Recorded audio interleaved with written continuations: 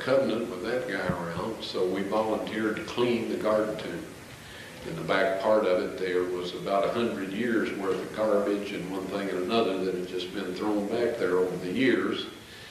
So we hauled out of there something like 20 big truckloads of trash.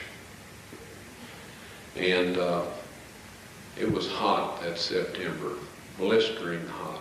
And I had gotten a little fan to get some air stirring, and the fan died.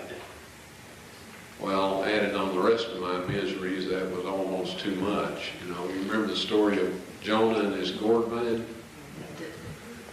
I could sympathize with him at that point in time. Anyway, I told everybody else, I said, look, just find you a shade somewhere and eat your lunches. And I'll try to fix the fan. So I just sat down on the sidewalk. Anyway, I was sitting down there working on this fan, and a voice said to me, God bless you and what you're doing here. So I looked up, and this being was up on this landing, the top of those stairs. Looked exactly like I figured Christ would have looked.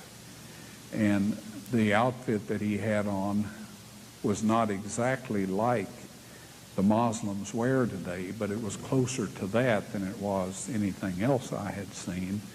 So I said, are you from around here, sir? And he said, no. And I said, well, then you're a tourist. And he said, no.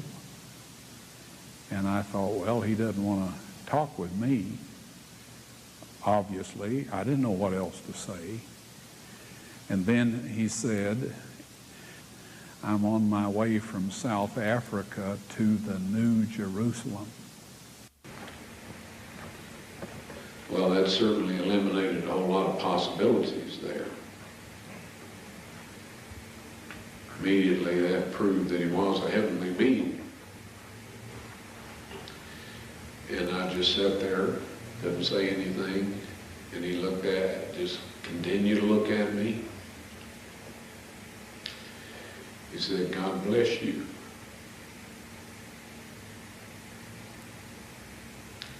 And what you're doing here. He was at the top of those stairs. And he walked right back that little short sidewalk, took a right at that big pine tree, and headed for the front gate. Well, this doctor, of all people, was the only one in earshot. And he was back under some shrubs in the shade eating his lunch, and he piped up and he says, Ron, do you suppose we've been talking with an angel? And I said, at least. Well, I worked with great enthusiasm for the rest of that day. When we left the garden tomb, I asked the ladies in there, I said, what did you think of that big, tall man dressed in ancient Jewish garb? They looked at me kind of funny. And they said, there's been nobody in here like that today. And then one of them said, well, Mr. Wyatt, there's never been anybody in here like that. So somewhere between where he turned right past that pine tree and before he got to the office, he went on to the New Jerusalem.